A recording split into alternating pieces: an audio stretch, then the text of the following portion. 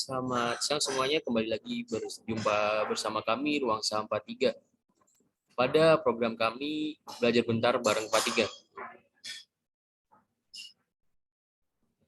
Pada kesempatan siang hari ini, kami akan membawakan sebuah pembahasan yang cukup menarik dan sangat berkaitan dengan keadaan indeks harga saham, khususnya indeks Indonesia pada 1 minggu ke belakang ini. Karena banyak sekali yang menjadi korban dari keganasan market pada minggu ini. Mulai yang sudah floating profit banyak sekali, kemudian hingga menyisakan sisa-sisa cuan yang receh, dan ataupun yang belum profit di awal minggu, dan pada akhir pekan kemarin mereka sudah menanggung floating loss yang cukup besar. Maka izinkan kami pada siang hari untuk mempersembahkan kelas manajemen porto merah dan menemukan cuan bersama Pak Tiga. Untuk memberi singkat waktu, saya persilakan kepada pemateri waktu dan tempatnya. Oh ya, untuk siang hari ini kita akan dipandu oleh Adi Kurnia Halim. Silakan, waktu dan tempat saya persilakan. Assalamualaikum warahmatullahi wabarakatuh, rekan-rekan semuanya. Selamat siang. Ya, pada hari ini kita sesuai temanya, yaitu manajemen porto merah dan menumbuhkan cuan. Sekali lagi perkenalkan diri saya Adi Kurnia Halim yang akan mengisi materi pada program belajar bareng Ruang Saham 43 pada siang hari ini. Jadi pada hari ini fokusan kita bukan membahas saham tertentu, tetapi ke yang lebih bagian manajemennya. Yang mana maksudnya di sini adalah kita bagaimana strategi kita untuk memanage portofolio investasi kita. Nah, maka dari itu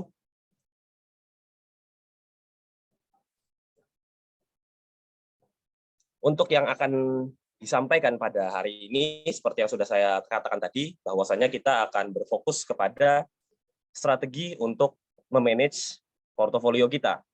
Nah, yang mana di sini ada 3 fokus bahasan, yaitu yang pertama ada strategi fokus dan juga strategi diversifikasi, kemudian ada strategi investasi aktif dan juga strategi investasi pasif, dan kemudian yang terakhir adalah core satelit.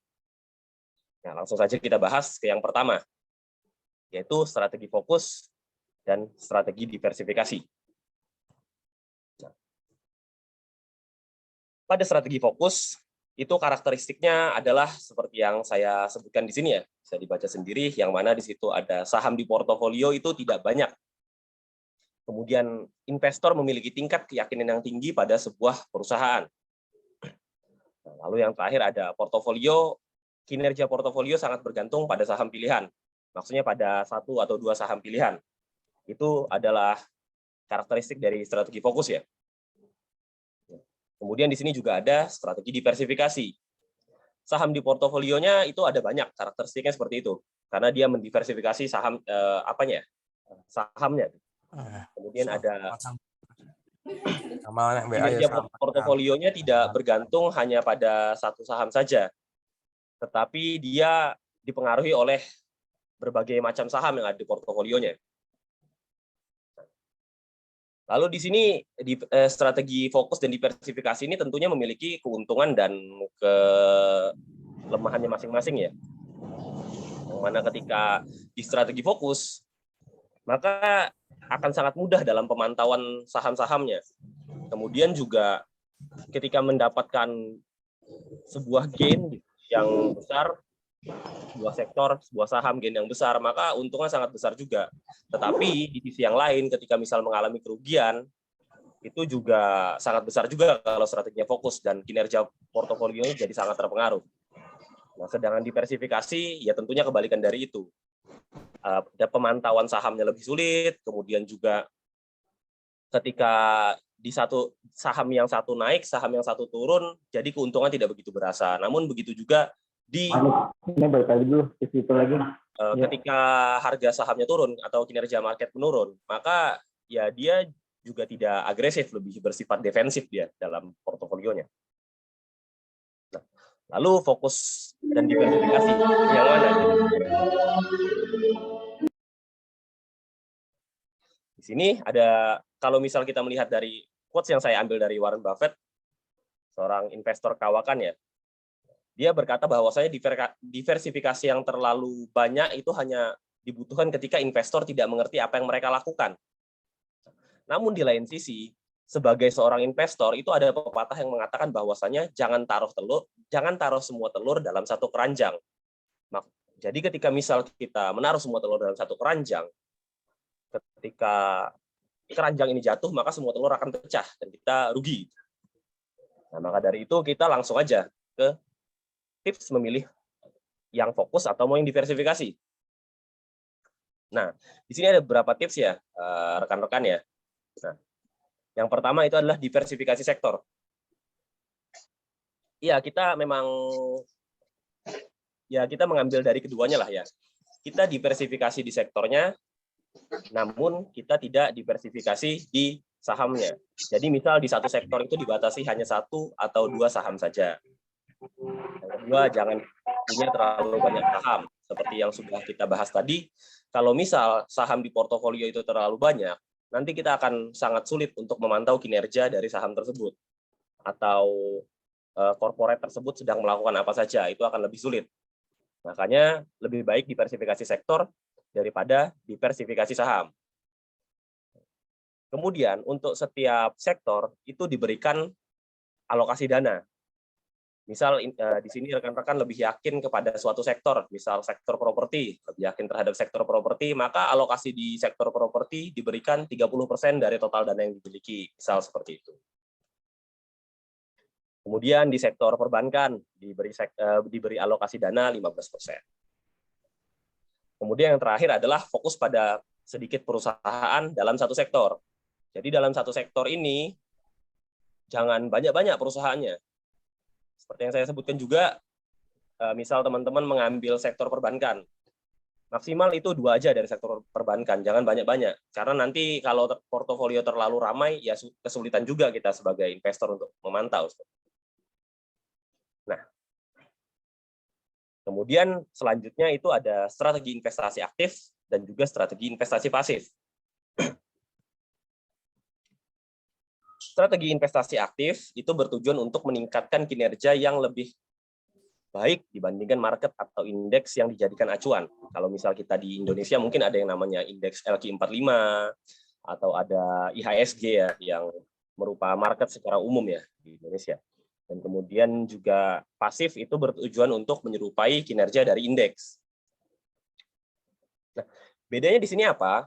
Ketika kita melaksanakan investasi aktif, itu anggapannya seperti kita trading sehari-hari. Itu adalah salah satu contoh investasi aktif. Yang mana kita charting, kemudian melakukan garis-menggaris, dan di sana kita menentukan titik yang tepat dan waktu yang tepat untuk masuk ke sebuah saham itu kapan. Itu adalah salah satu contoh investasi aktif. Nah, kalau investasi pasif itu kita berusaha menyerupai kinerja indeks. Jadi ya udah kita tinggal beli saham yang ada dalam suatu indeks saja. Misal IDX 30, kita beli semua sahamnya di IDX 30. Atau misal saham-saham tertentu saja yang bobotnya paling besar di sana. Itu adalah contoh investasi pasif. Dan juga sedikit pengetahuan ya bahwasanya menurut data itu investasi pasif ini biasanya tingkat keberhasilannya lebih tinggi biasanya ya. Kalau dari data yang ada yang saya baca di buku dan juga jurnal. Tapi biasanya aktif tetap digunakan juga. Kemudian selanjutnya ada strategi core dan satelit. Di mana strategi core dan satelit ini seperti namanya, yaitu ada ilustrasinya seperti ini ya. Yang mana core ini, di core itu merupakan menggunakan strategi investasi pasif, dan satelit ini merupakan menggunakan strategi investasi aktif. Yang mana biasanya ya alokasi dananya itu di core itu jauh lebih banyak daripada yang di satelit. Misal alokasi core itu 70% sebagai bentuk investasi pasif, dan ketika kita ingin dapat return yang lebih tinggi, maka kita menggunakan investasi aktif sebagai satelitnya. Misal 30% atau 40%-nya. Nah, ini dia. Strategi core satelit memiliki 2 bagian, yaitu core dan satelit sesuai dengan namanya. Nah, misal ya, kalau misal nanti investasinya di core, misal menggunakan saham-saham blue chip di LQ45 atau IDX 30 misal. Nah, nanti untuk yang satelitnya bisa teman-teman atau rekan-rekan di sini gunakan, ya menggunakan strategi investasi aktif. Seperti itu. Seperti kita charting setiap hari. Jadi ya tetap berjalan keduanya seperti itu. Nah, tapi ketika misal seperti ini, itu portofolionya harap dibedakan agar tidak bercampur antara core dan satelitnya dan juga tidak bingung nantinya. Kalau bisa buka akun sekuritas baru lah. Kemudian sebenarnya kalau misal terkait strategi manajemen portofolio, itu sebenarnya sampai sini tuh sudah sangat cukup ya, dan penjelasannya. Nah, maka dari itu akan lebih enak kalau misal kita sama-sama diskusi setelah ini.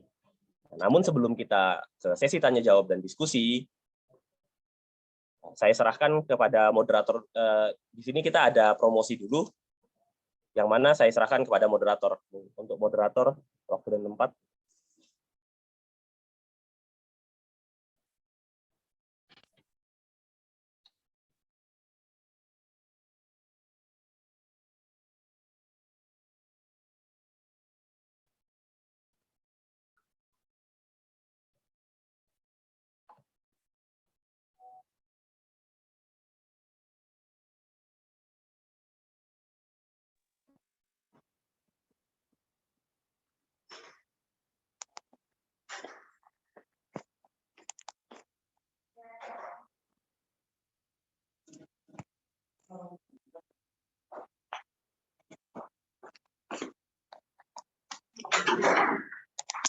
Ya. Ini untuk sekarang kita langsung ke tanya jawab dulu aja ya. Mungkin bisa dari perbagian dulu atau langsung ke bagian ini. Dari teman-teman peserta mungkin ada yang mau didiskusikan. Halo, untuk sementara saya ambil alih sebentar ya. Mungkin teman-teman silakan untuk bertanya melalui chat aja, karena kalau semua on mic nanti takutnya saling bertabrakan.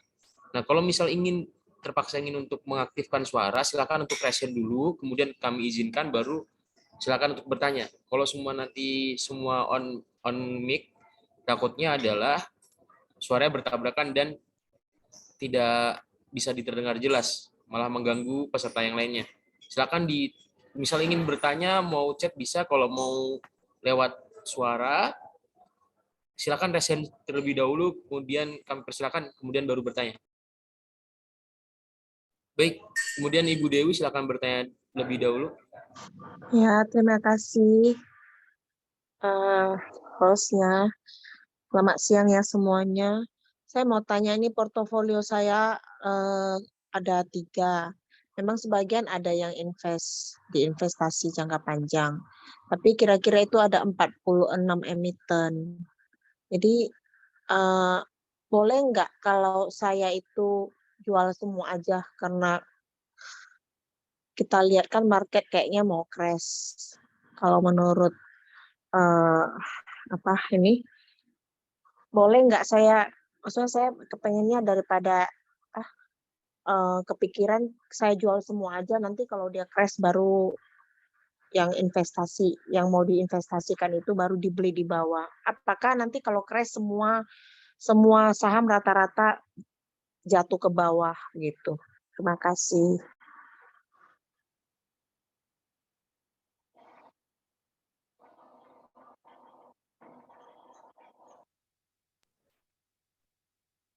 Baik, terima kasih atas pertanyaannya. Mungkin pemateri bisa langsung dijawab aja atau mau bagaimana? Oh ya, langsung saya jawab aja ya. Jadi berarti inti pertanyaan adalah ada 2 ya kalau misal dari yang saya tangkap ya. Yang pertama adalah apakah lebih baik karena market mau crash, apakah lebih baik dijual dulu baru nanti beli di bawah, atau yang kedua, dan ya pertanyaan kedua adalah apakah ketika crash itu semua saham itu akan turun. Nah, ketika misal kondisi market yang seperti ini, untuk pertanyaan yang pertama itu iya akan lebih aman ketika kita menggunakan lebih banyak sedia cash untuk jaga-jaga nanti kita beli di harga bawah. Kemudian untuk pertanyaan yang kedua, apakah semua saham akan turun? Kalau misal market crash itu kecenderungannya ya memang kecenderungan akan turun, tetapi mungkin ada beberapa sektor yang bisa bertahan. Ketika misal dia sensitif dengan isu keuangan, biasanya yang terpengaruh ya perbankan seperti itu. Atau ketika perbankan membuat kebijakan tentang properti, ya nantinya properti juga akan terpengaruh seperti itu. Nah, kemudian untuk portofolio sendiri itu kan ada banyak. Ya, kalau misal jumlah saham di portofolio ya itu tergantung kenyamanan investor lah ya. Tapi kalau saya sendiri memandang bahwasanya ketika sudah ada 46 saham ya tadi, Ya. nah, itu sudah sangat banyak dan akan sulit untuk ketika misal saham di portofolio saya maksimal ada 10 saham lah gitu, dan itu dari sektor yang berbeda-beda. Agar nanti ketika satu sektor jatuh, sektor yang lain masih bisa sustain. Seperti itu, Bu. Berarti saya jual aja lah ya buat trading harian aja dulu supaya jaga amannya ya. Iya, bisa dilakukan seperti itu. Tapi juga untuk trading harian, jangan menggunakan semua dana juga. Karena kalau misalnya kita trading harian, itu bisa dikatakan cukup beresiko juga. Karena lebih volatile kan harian daripada yang jangka. Oh ya, oke. Terima kasih jawabannya. Ini ada pertanyaan dari Ultraman Sans, siapa ini? Arde, kita tanyakan untuk pemateri, bagaimana cara mengatur money management? Mungkin dia bagaimana cara mengatur MM yang baik mungkin ya, atau tipe bagaimana ini mungkin ya, mungkin cara mengatur MM menghadapi market yang seperti itu bagaimana gitu. Mungkin langsung dijawab bisa pemateri. Gimana tadi terkait MM ya, cara money management ya. Nah, kalau misal terkait money management, ini juga berkaitan dengan psikologi tentunya. Dimana kalau untuk manage money, kita harus tahu dulu nih, batas resiko kita itu sampai mana. Jadi ketahui profil resiko kita, apakah kita resikonya yang agresif, konservatif, atau yang seperti apa, atau yang di tengah-tengah. Ketika misal terkait money management, itu coba ditentukan dulu berapa jumlah yang teman-teman bisa toleransi. Ketika maksudnya nilai loss yang bisa ditoleransi. Nah, dari situ itu bisa dihitung berapa dari ini tadi. Setelah itu analisa kan berapa nilai cut loss-nya, nah nanti itu disesuaikan. Misal nilai stop loss-nya 3% misal. Nah, sedangkan teman-teman ini punya toleransi loss misal 500.000 seperti itu. Ya, maka dari itu nilai 3% itu nggak boleh lebih dari yang namanya 500.000. Itu kalau misal kita hitung-hitungan pakai rumus ya. Jadi seperti itu untuk money managementnya. Kalau misal model, ada yang bilang juga di chat tadi terkait model piramid. Model piramid itu di mana ketika kita pembeliannya pembelian bertahap ya. Ketika misal di harga atas kita beli dengan uang yang kecil, kemudian semakin turun, semakin besar kita membelinya untuk membalancekan dari nilai tersebut. Itu contohnya.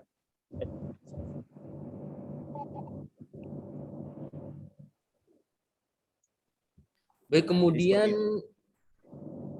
ada pertanyaan dari Zaki Oktaviansa. Mungkin silakan untuk Pak Zaki untuk langsung menanyakannya. Ya, selamat siang. Makasih sudah mengizinkan saya bertanya. Gini Pak, saya ingin bertanya. Kan market lagi crash parah. Gimana biar enak kita menentukan support dan untuk membeli harga yang enak untuk AVG down lagi Pak. Itu saya ingin tanyakan Pak. Makasih.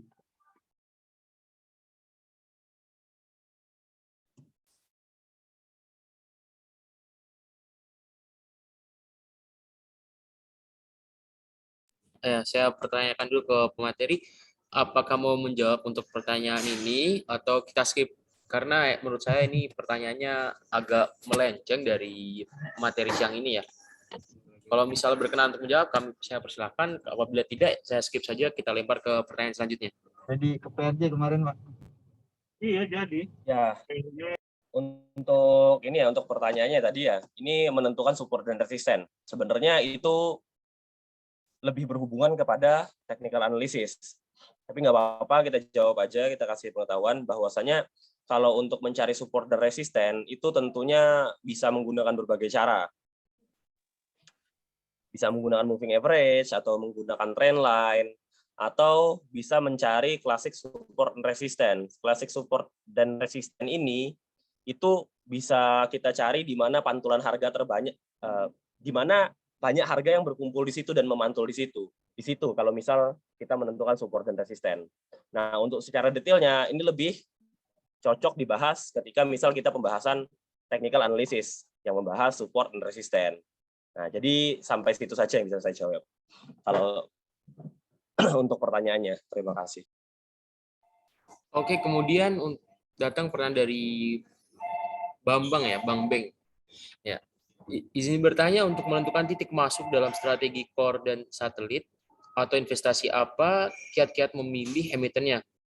Apakah melihat dari segi makro pasar atau fundamental emitennya?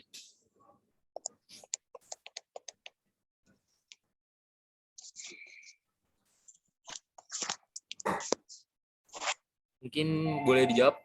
Saya persilakan. Ya, kan izin bertanya untuk menentukan titik masuk dalam strategi core dan satelit atau investasi apa kiat-kiat memilih emitennya. Apakah melihat dari segi makro pasar atau fundamental emitennya? Nah, kalau misal pertanyaan ini sebenarnya ada 2 poin juga. Pertama itu adalah core dan satelit itu cara masuknya seperti apa. Yang kedua, apakah melihat dari segi makro atau fundamental emitennya. Saya jawab pertanyaan kedua dulu. Nah, kalau melihat dari segi makro pasar atau fundamental emitennya, itu ada pendekatan yang namanya top-down analysis atau bottom-up ya. Top-down analysis atau bottom-up analysis.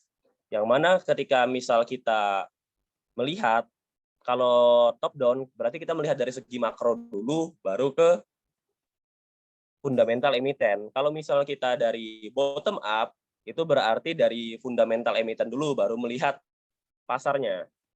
Nah, di sini tentu itu adalah tergantung dari kenyamanan investor itu sendiri. Nah, kalau saya sendiri lebih cenderung untuk memilih ini ya, memilih emiten yang dia memang benar-benar bagus, yang mana dia sudah bisa melewati ujian zaman lah ibaratnya. Dia sudah teruji oleh waktu yang sudah berpuluh-puluh tahun di indeks dan masih eksis. Saya lebih condong ke arah perusahaan yang seperti itu. Kalau misal strategi core dan satelit, seperti apa kiat-kiat memilihnya? Kalau yang core, ini dia cenderung tidak volatil ya, harga dari sahamnya. Atau bahkan kalau misal lebih luas, kita instrumen investasi. Kalau misal kita bahas secara luas, yaitu instrumen investasi, yang core ini contohnya adalah properti, atau misal emas, aset-aset real yang bisa kita lihat gitu loh. Kalau misal kita investasi secara umum. Tapi kalau misal kita khusus ke saham, itu cari aja perusahaan-perusahaan yang emang udah terverifikasi oleh bursa, misal yang LQ45 atau yang IDX 30. Kan banyak tuh indeks-indeks di situ yang sudah dicatatkan sebagai emiten yang bagus lah oleh lembaga yang berwenang kan. Dan juga ya, kalau yang satelit, ya kita mau nggak mau kita menggunakan strategi investasi aktif. Sedangkan yang core ini untuk yang pasifnya saja. Ya satelit, ya mau nggak mau kita harus charting, analisis, segala macam. Seperti itu.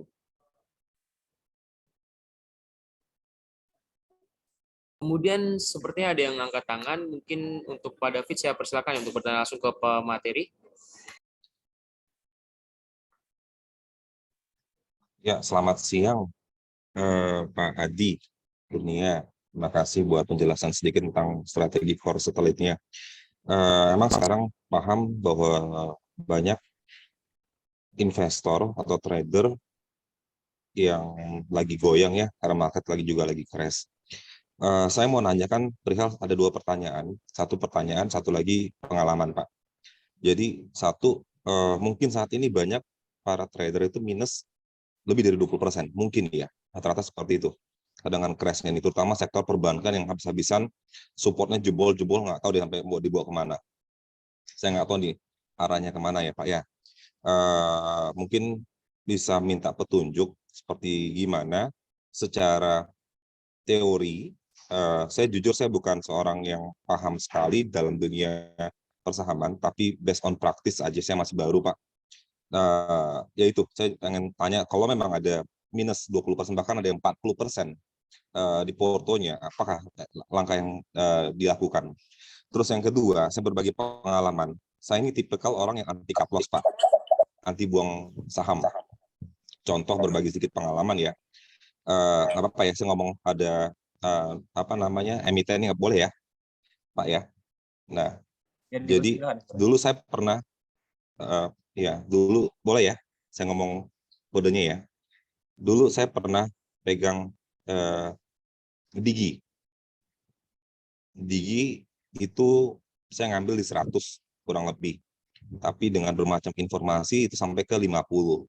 Tapi ya akhirnya dari lot yang cuma berapa puluh sehingga sampai ratusan ribu yang saya pegang. Dan alhamdulillahnya ya diterbangkan arah berapa kali gitu loh, Pak. Akhirnya emang gila, emang saya harus nunggu selama 6 bulan ya. 6 bulan saya harus menahan ya itu akhirnya dari 100 sampai di bawah ke 50 gitu loh. Nah, saya berpikir adalah kenapa saya lakukan itu, saya nggak mau barang saya terjual apa ratusan juta jadinya kan, seperti itu. Sama kayak Hope juga. Hope juga saya bukan ajakan pom-pom ya, nggak ada seperti itu ya. Jadi ini pola permainan saya sendiri. Itu memang nahannya capek lama, dan tapi akhirnya memang pada waktunya itu akan terbang. Nah, lepas dari informasi Pak, secara fundamental yang saya pegang itu adalah contoh Digi dan Hope, itu saat tahan di harga dasar. Kalau lihat dari fundamentalnya itu sama sekali nggak ada apa namanya, profit atau apapun itu, babak belur deh secara fundamental. Tapi diterbangkan, tapi itu diterbangkan. Nah saat ini, tapi waktu itu memang momennya bukan market lagi crash, tapi memang sahamnya dibawa turun gitu loh. Sama kayak dulu Big Cap dan IATA, sampai dibawa gocap. Nah itu kita mainnya bagus juga, enak Pak. Cuman saya nggak tahu nih, ini mungkin yang the worst ya, yang terburuk yang saya ngalamin gitu loh. Nah masuk di banking, nah terseret-seret gitu loh, terutama ya beberapa bank besar yang big cap, BABP dan BGTG itu lumayan, semua jebol. Saya nggak tahu sampai jebol berapa lagi gitu loh. Nah, apakah ada indikasi akan di-grounded ke gocap semuanya, atau makin jadi semacam tidak ada magnet untuk orang tuh jadi malas berinvestasi dengan cara begini gitu loh. Kalau si pribadi saya ya, koreksi kalau memang ada pendapat saya yang tidak tepat gitu loh Pak. Nah kurang lebih itu loh pengalaman dari diri saya Pak. Emang awalnya dari trader, ujungnya berawal investor yang tetap jaga cuan, tapi tidak sebagai motivator. Itu aja Pak. Terima kasih.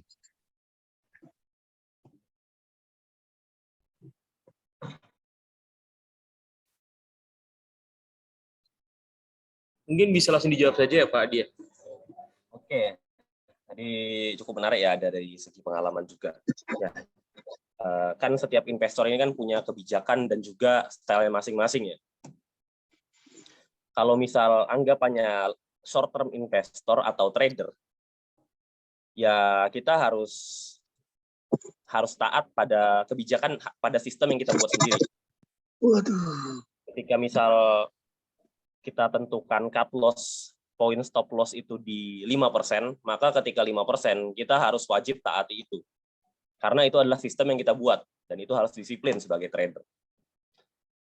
Berbeda dengan long term investor, yang mana long term investor ini dia lebih mementingkan prospek masa depannya, prospek masa depan dari perusahaan ini.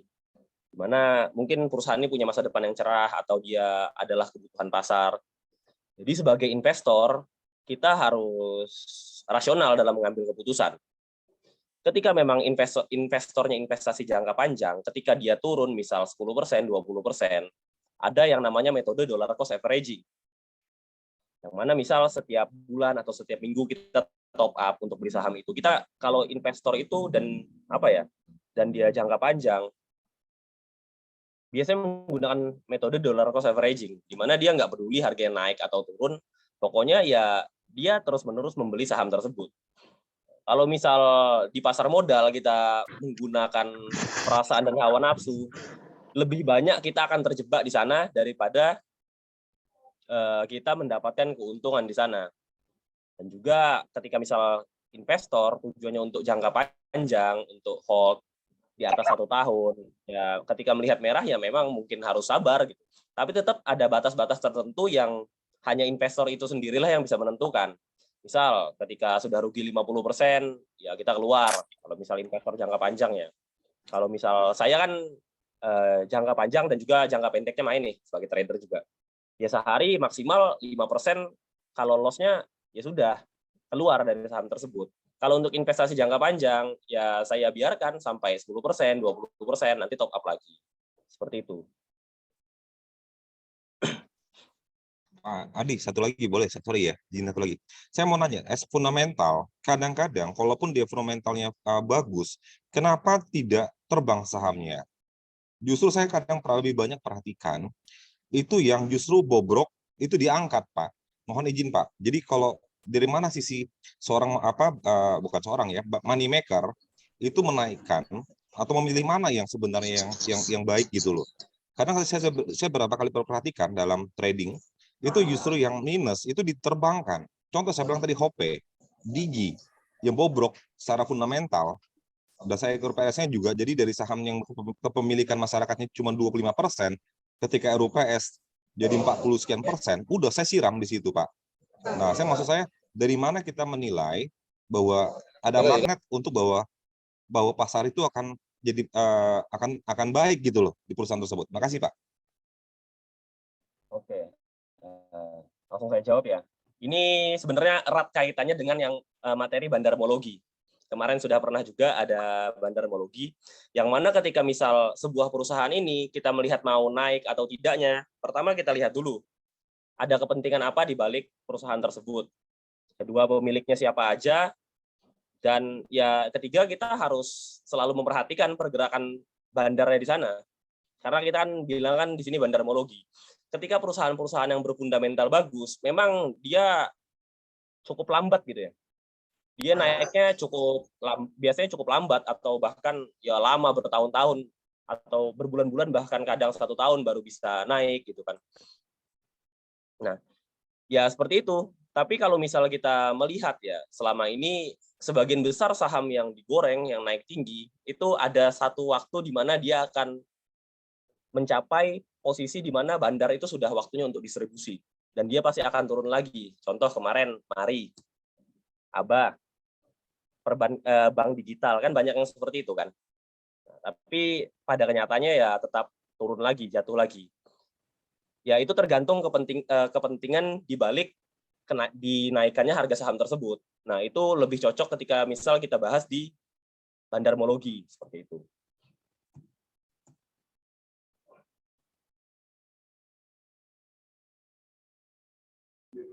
Baik, kemudian kita balik dulu ke materi sebentar ya. Mungkin Pak Adi boleh bantu saya untuk share untuk bantu ganti slide ya.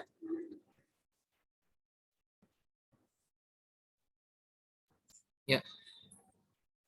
Dikala market yang tidak baik-baik saja, maka kami memiliki sebuah layanan plus dari Ruang Sampah 3, yakni membership prioritas. Di mana di sana adalah bagaimana cara belajar untuk mudah cuan di pasar modal. Kemudian kita next slide.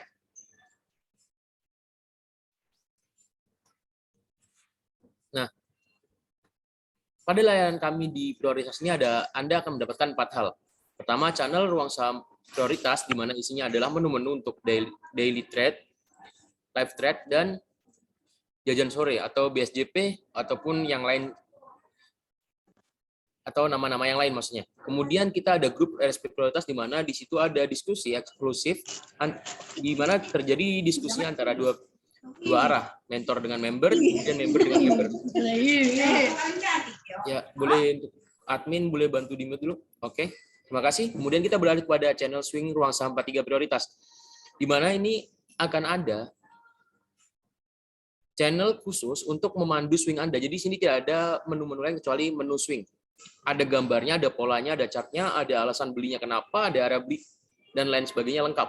Kemudian ada edu dan data center RSP prioritas. Nih, ini sangat penting untuk Anda semua, karena di sini terdapat data-data mengenai aksi korporasi perusahaan. Biasanya kita mampu update lebih cepat daripada berita. Karena kecepatan dalam mengupdate aksi korporasi ini sangat berpengaruh dalam kita mengambil peluang. Karena misalnya kalau red issue ternyata diberitakan besoknya, padahal sebenarnya ini ada berita red issue sudah keluar dari perusahaan itu dari 2 hari sebelumnya. Seringkali berita baru muncul setelah 3 hari atau 2 hari. Sehingga kadang, makanya ada yang dinamakan sell on news. Ketika berita itu muncul, silakan dijual. Karena sebenarnya berita aslinya sudah keluar, baru diberitakan di berita-berita pada umumnya. Boleh lanjut?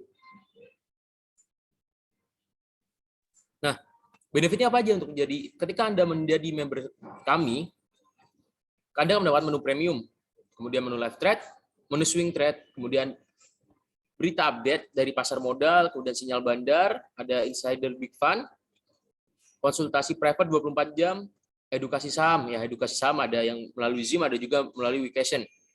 Kemudian review emiten. Nah, yang perlu Bapak tahu adalah, Bapak Ibu tahu di sini adalah kami akan terus mengoptimalkan layanan kami.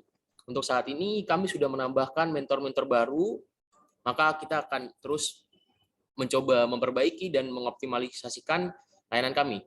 Maka mulai minggu ini kita aktifkan lagi, karena yang sebelumnya review emiten hanya untuk daily trade, menu-menu morning idea.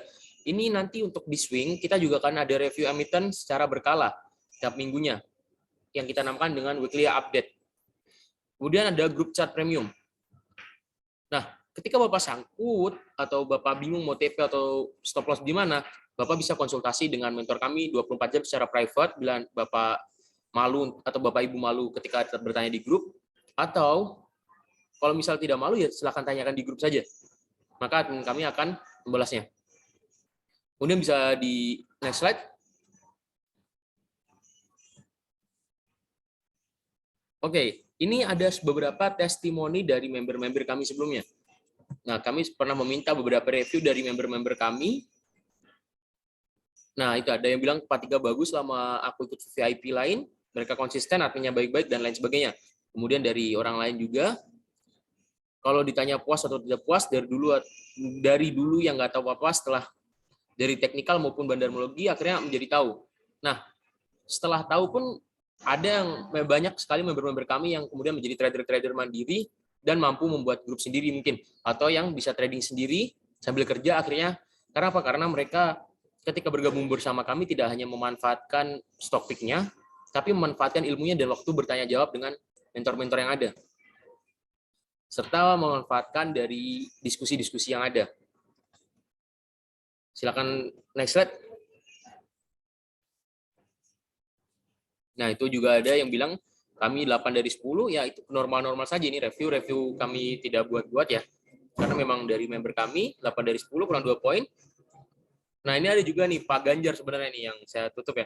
Ini beliau udah sering kali beggar ya, udah berapa kali beggar saya lihat. Bisa lanjut ke next slide. Nah, ini contoh-contoh yang kami kumpulkan, misal 48,6%, atau yang udah hold film dari average bawah 400% udah ada, dan di bawahnya ada 162%. Kemudian contoh ini ada yang cuan dari Bird nih misalnya 1.320.000 hanya dengan modal beli sore jual pagi. Kemudian bisa ke next slide.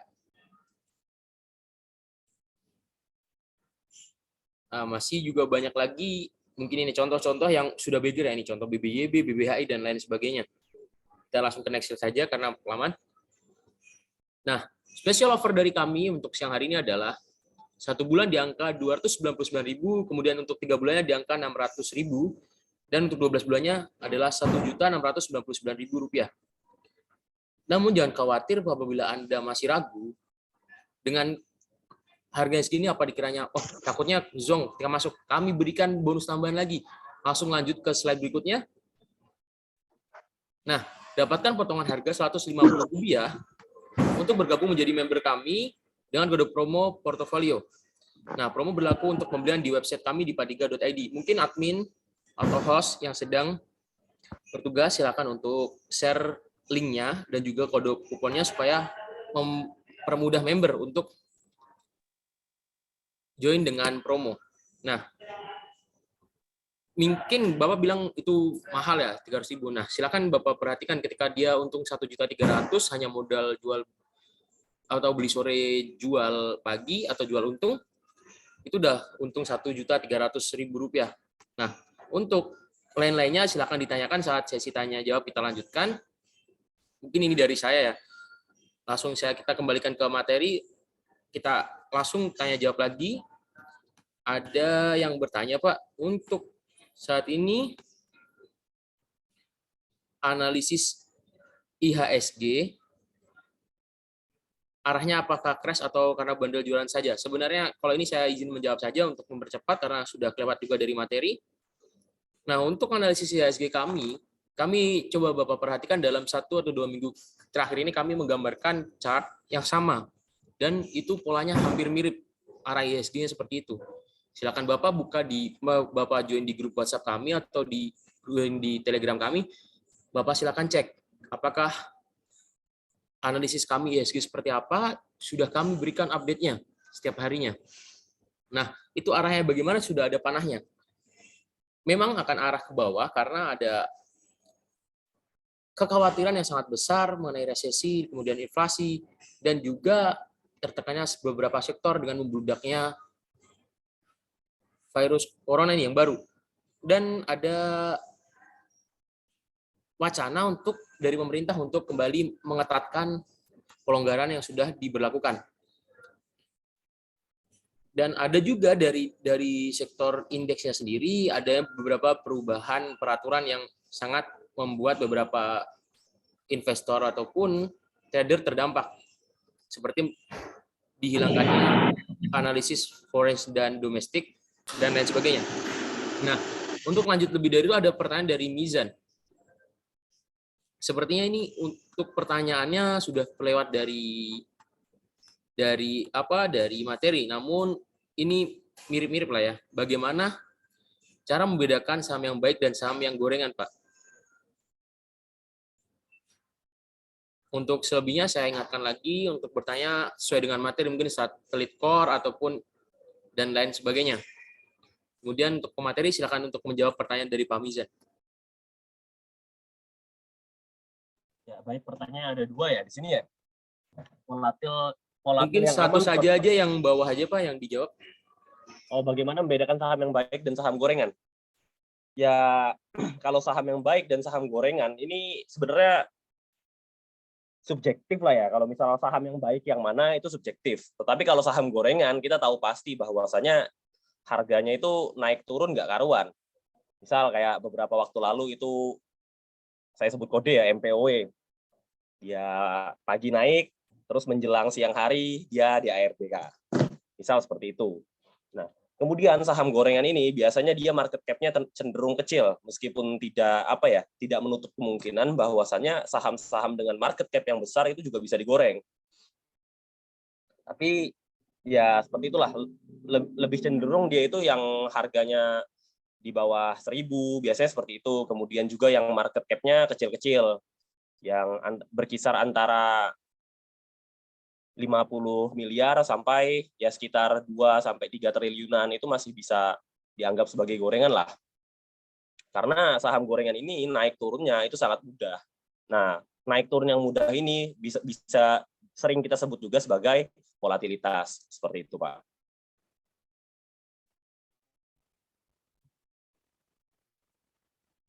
Oke, karena ini juga berkaitan dengan manajemen porto, tadi ada pertanyaan menarik. Saya langsung tanyakan lagi materi. Mungkin saya singkat aja pertanyaannya karena cukup panjang. Bagaimana strategi kita menghadapi IHSG yang mengarahnya ke crash itu? Apakah kita mencari saham-saham yang berlawanan dengan arah IHSG atau seperti katanya saham gorengan, atau kita untuk manajemen porto kita masuk kepada saham-saham blue chip yang kena diskon, Pak? Oke, langsung saya jawab ya. Ketika misal market sedang crash, apakah kita langsung beli sahamnya, atau misal kita cari gorengan atau blue chip gitu kan, karena anggapannya blue chip itu terdiskon gitu. Ya sebenarnya tidak ada ya kata terdiskon itu.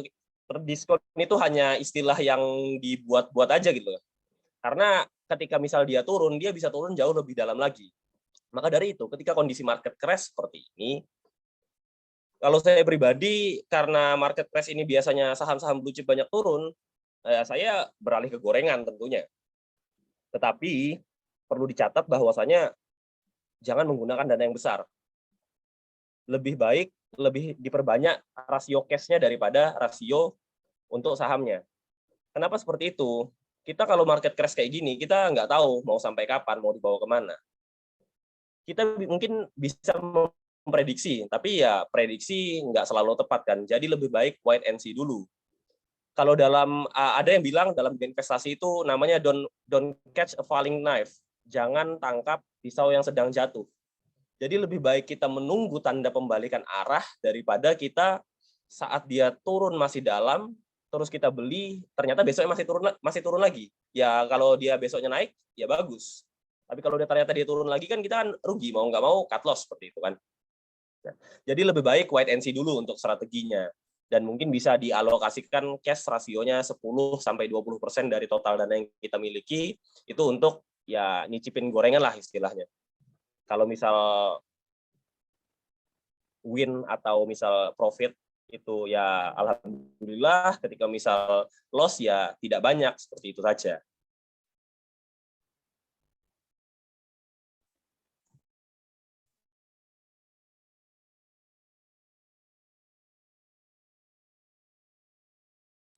Baik. Apabila tidak ada pertanyaan lagi, mungkin saya tunggu 1 menit lagi ya. Kalau nggak ada, mungkin kita bisa akhiri ya. Atau mungkin mungkin Bapak bisa bantu untuk geser ke slide awal tadi. Mungkin ada yang ingin bertanya lagi, Pak. Ke slide rangkuman materinya aja mungkin. Karena bila bertanya lupa pada materi juga susah untuk menanyakannya. Mungkin yang tadi macam-macam strateginya aja. Nah, ini mungkin outline dari materi kita siang ini. Apabila mungkin ada yang ingin ditanyakan nih. Contoh, apakah saya cocoknya di fokus atau diversifikasi? Misalnya saya bekerja, apakah saya harusnya investasinya aktif atau pasif? Ini juga perlu ditanyakan karena keadaan kita masing-masing dari trader dan investor di pasar modal itu berbeda-beda. Contohnya kalau seperti saya, karena saya akhir-akhir ini sibuk, ya kalau saya pribadi, indeks seperti ini biasanya saya hit and run. Karena saya agak sibuk, kemudian market lagi jelek, saya biasanya beli, pasang TS, kalau belum kena TS, biasanya saya TP, kalau udah untung 3-5%, untuk seminggu terakhir ini. Mungkin baru cut loss sekali ya, kayak untuk seminggu ini. Baik, kalau tidak ada pertanyaan lanjutan, mungkin bisa saya tutup ya, karena sudah mendekati jam 2. Dan apabila ada kritik dan saran, ataupun ada saran untuk kelas-kelas selanjutnya ingin bahas apa, langsung sampaikan ke admin kami, ataupun melalui DM kami di Instagram kami ya, di Ruang Saham 43. Karena apabila ada kritik dan saran juga kami persilakan. Intinya kalau ada masukan untuk kelas selanjutnya, pembahasan apa yang ingin dibahas, langsung aja sampaikan ke DM. Kalau itu menarik dan saya rasa perlu untuk disampaikan, maka akan kami adakan acara kelasnya. Sekian dari saya, kurang lebihnya mohon maaf apabila ada salah kata dari pemateri maupun dari saya pribadi. Terima kasih atas kehadiran Bapak Ibu pada siang yang berbahagia ini.